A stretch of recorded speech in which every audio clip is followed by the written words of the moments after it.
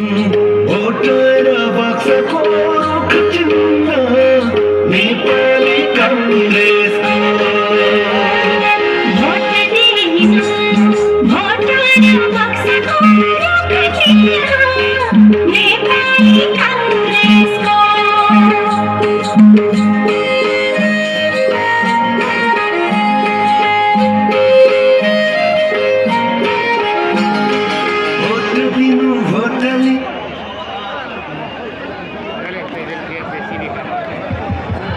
Hello,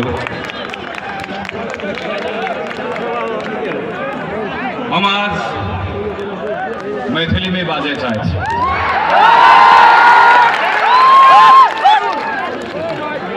Vidyapati कहने रहथिन, जते अपनी माटी तते अपनी बाटी। हम अहाँ सबके बात बुझे छी कुछ कुछ, लेकिन एक नई मैथिली, भोजपुरी, बंजिका व थारू भाषा में धारा प्रभाव ईमानदारी से कहती बाजी नहीं सकती। लेकिन आज हम आज सबसे प्रतिज्ञा करे थी, जल्दी यही मन से हम अहाँ सबसे अहाँ के भाषा, अहाँ के शब्द, अहाँ के लय में बात करूँ। ठीक छी? ठीक बानी? सभापति जी, वंशासीन सबै नेतागण, यहाँ उपस्थित सबै बाआमा, दाजुभाइ, दिदीबहिनीहरू सबैलाई नेपाली कांग्रेसको हार्दिक जय नेपाल। जानकी मातालाई नमन, सबै अमर शहीदहरूलाई कोटि कोटि नमन। तपाईहरु सबै गाउँ गाउँबाट आउनु भएको साथीहरूलाई फेरि एकपटक जय नेपालको नमन। राजा जनकले कुनै बेला यही ठाउँमा एउटा घोषणा गर्नुभयो, जसले शिवधनुष उठाउन सक्छ, ढाका लाउन सक्छ, उसँग मात्रै सीता माईको विवाह हुन सक्छ। 101 राजाहरू आए, उठाउन सकेन। सीता माईको विवाह नहुने भयो, दरबारका सबै आत्तिए। राजा जनकलाई उनले भन्न थाले, महाराज तपाईँ महाराज हो, नियम बदलिदिनुहोस्, दण्ड कसैले दिँदैन। राजा जनकले भन्नुभयो, ठीक भाइ, बरु सीता अविवाहित बस्छिन्, तर यो नियम बदलिनु। पछि भगवान श्रीराम आउनुभयो, धनुष उठाउनु भयो, सीता माईको विवाह भयो, त्यो विजय भयो। तर त्यो शक्तिको विजय थिएन, त्यो राजा जनकको प्रतिज्ञाको विजय थियो। आज यो जनकको भूमिमा म कुनै बाचा गर्न आएको होइन, म कुनै घोषणा गर्न आएको होइन, म नेपाली कांग्रेसको तर्फबाट प्रतिज्ञा गर्न आएको। आज म यहाँ जे बोल्छु, यो प्रतिज्ञामा जे कुरा लेखिएको छ, यसको अक्षर अक्षर, प्रत्येक अक्षर नेपाली कांग्रेसको सभापतिदेखि गाउँ तहसम्म बसेको एउटा एउटा सदस्यले 5 वर्ष यसको पालना गर्नेछ। जस्तो सुकै असहज परिस्थिति होस्, सरकारमा होला, प्रतिपक्षमा होला, महलमा होला, सडकमा होला, तर राजा जनकले जस्तै कांग्रेसले आफ्नो प्रतिज्ञाबाट 1 इन्च पनि आफूलाई पर सार्नेवाला छैन। मैले भर्खर एउटा भिजन अर्थात् हाम्रो परिकल्पनाको यो 10 वटा बुँदाहरू यहाँ सार्वजनिक गरे। यसमा हामीले लेखेका छौँ, यो नेपाललाई हामी प्रत्येक नेपाली सम्मानित भएर बाँच्न पाउने बनाउनेछौँ। यो नेपालमा प्रत्येक नेपालीले सपना देख्न सक्ने र आफ्नो जीवनकालमा त्यो सपना साकार हुन सक्ने बनाउनेछौँ। यो नेपाललाई हामी पेटभरि खुवाउने अनि आफ्नो उत्पादनलाई संसारभरि चिनाउन सक्ने किसानको नेपाल बनाउनेछौँ। यो नेपाललाई हामी छोराछोरीलाई पढाउँदै गर्दाखेरि ऋण काट्नु नपर्ने नेपाल बनाउनेछौँ। यो नेपाललाई हामी ओखती गर्दै गर्दाखेरि डराउन नपर्ने नेपाल बनाउनेछौँ। यो नेपाललाई हामी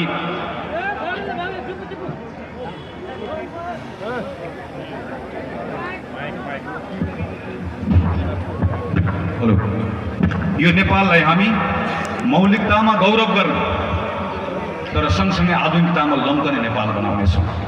यो नेपाललाई हामी विश्वले स्वाभिमानी देश भनेर चिन्ने नेपाल बनाउनेछौँ। यो नेपाल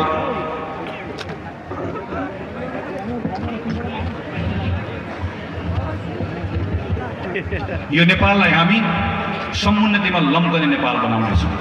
यो नेपाललाई हामी प्रत्येक नागरिक हैरानीबाट मुक्त भएको नेपाल बनाउनेछौँ। यो हाम्रो सङ्कल्प, यो हाम्रो प्रतिज्ञा। यो 10 वर्षमा 15 वर्ष लाग्यो, यो 5 वर्षभित्रै सबै कुरा पुरा हुन्छन् भन्ने होइन। तर योभन्दा अगाडि अब नेपाली काङ्ग्रेसका प्रत्येक पाइलाहरू, प्रत्येक निर्णयहरू यही लक्ष्य भेटाउनका निम्ति हुनेछन्। यो हाम्रो प्रतिज्ञा हो। यो प्रतिज्ञा गर्न म आज यहाँ आएको। यही प्रतिज्ञामा आधारित भएर हामीले आज केही सङ्कल्पहरू पनि यहाँ सँगसँगै गरेर लिएर आएका छौँ। हामीले गरेको यो प्रतिज्ञा पुरा नहुँदै गर्दा कसैले प्रश्न गर्न पाउँछ कि पाउँदैन, आलोचना गर्न पाउँछ कि पाउँदैन? एकदमै राम्रोसँग पाउँछ।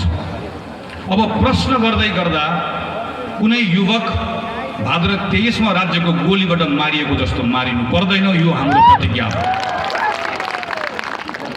अब कसैले नकाब लगाएर सिंहदरबार जलाउन पाउँदैन। यो हाम्रो प्रतिज्ञा हो।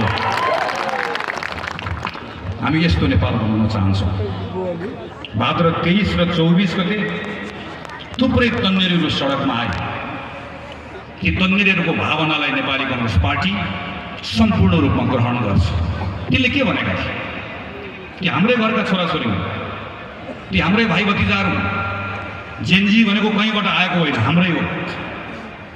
तिमीले हामीलाई इन्कार गरेको होइन, तर हाम्रो शैली हामीलाई बदल भनेको। तिनले प्रश्न गरेको, दाइ बाले दुःख गरेर पढाए, आमाले ऋण काटेर पढाइन्, तर जागिर खोइ। दाइ दुःख गरेर पढे, जागिर पाएँ, तर खल्ती खाली छ। मेरो डिग्रीले प्राप्त गरेको जागिरले मेरो खल्ती मात्र भरेर हुँदैन, आमाको चोलीमा पनि लगेर मैले 2 पैसा हालिदिनुपर्छ। खोइ उसले सोधेको यति मात्रै। यी सबै प्रश्नको उत्तर लिएर आज हामी आएका छौँ। तपाईँको नेपालमा एउटा नौजवानले भनेको जस्तो कानुन ठुलाका लागि, चयन सानाको लागि होइन। यो अध्याय अब समाप्त। अब नेपालको प्रधानमन्त्री वा नेपालको कोही पनि ठुलो व्यक्ति कुनै पनि काण्डमा मुछेको कुरा, नहुने कुराको ग्यारेन्टी नेपाली काङ्ग्रेसले गराउँछ। यो हाम्रो प्रतिज्ञा हो। अब एउटा किसान खेती गर्ने बेलामा मैले खाद कहिले पाउँछु भनेर लाइन बस्नु पर्दैन। यो हाम्रो प्रतिज्ञा हो। अब एउटा युवकले लाइसेन्स लिन जाँदै गर्दा घुस दिनु पर्दैन। यो हाम्रो प्रतिज्ञा हो। अब कसैले पनि झुटो मुद्दाको शिकार हुनु पर्दैन। यो हाम्रो प्रतिज्ञा हो। अब हातमा फाइल बोकेर काठमाडौँको अदालत महिनौसम्म धाउनु पर्दैन। यो हाम्रो प्रतिज्ञा हो। यो केवल खोक्रो भाषण होइन। कसरी गर्ने, कसरी सकिन्छ, के कारणले गर्दा भएन, त्यो प्रत्येक कुराहरूको खोजी गरेर आएका छौँ। अघि विश्वप्रकाश शर्माले भन्नुभएको जस्तो हिजो केही पनि भएको थिएन, अब सबै राम्रो गर्छौँ भनेर होइन। अघि विमल दाइले भन्नुभयो हिजो धेरै धेरै कामहरू भए, तर केही थुप्रै कुराहरू गर्नु बाँकी पनि छ। हिजो थुप्रै राम्रो कामहरू भए, तर केही गल्तीहरू भएकै छन्। त्यसको सुधार गर्ने सङ्कल्प र योजना बोकेर आएका छौँ। आज हामीले 27वटा विषयमा एउटा एउटा कुरा लेखेका छौँ। यो लेख्नको लागि लेखेको होइन। म केही दिन सरलाई बसेर, अहिले त्यस पछाडि काठमाडौँमा गएर आफै बसेर, टिमसँग बसेर, तर म आफै बसेर यसको एउटा एउटा अक्षर लेखेर आएको। किनकि यो पटक हामीले भन्यौँ हामी घोषणा गर्दैनौँ, हामी प्रतिज्ञा गर्छौँ। प्रतिज्ञा गर्नुभन्दा पहिला लेखेको कुरा के हो अर्कालाई लेख्न दिएर आएर पढ्ने होइन। आफैले लेख्नुपर्छ, आफैले बुझ्नुपर्छ, आफैले मान्नुपर्छ भनेर तयार गरेर आएको।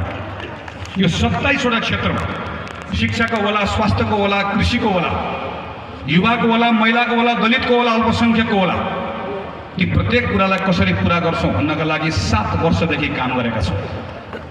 एउटा एउटा क्षेत्रमा कसरी परिणाम ल्याउन सकिन्छ भनेर काम गरेका छौँ।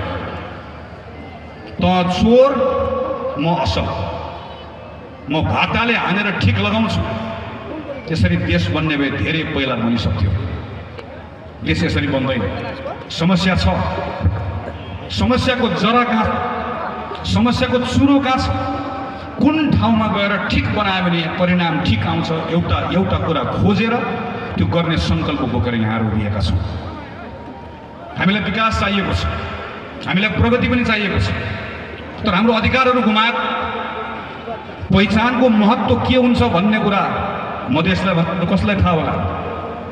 प्रत्येक जाति, प्रत्येक समुदाय, प्रत्येक भाषा, प्रत्येक संस्कृति, प्रत्येक धर्मलाई आफ्नो ठाउँ चाहिएको छ। त्यो ठाउँ खोसेर होइन, त्यो ठाउँलाई अझै फराकिलो बनाएर सनातनदेखि चलिआएको धर्म, संस्कृति, परम्परा, मान्यतालाई जोगाएर।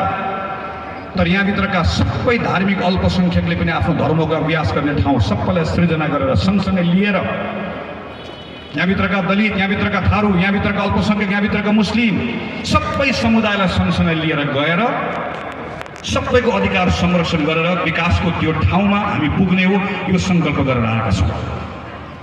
हिजो नेपालले स्कटल्यान्डलाई क्रिकेटमा हरायो, हामी सबै खुसी भयौँ। खेल मैदानमा त हाम्रो कप्तान र खेलाडीहरू मात्रै थिए, तर कसले खेलेको थियो हिजो? टिम नेपालले खेलेको थियो। तपाईँ पनि खेल्नु भएको, म पनि खेलेको, हामी सबै खेलेको, अनि बल्ल नेपाल जितेको। टिम यसरी बन्छ।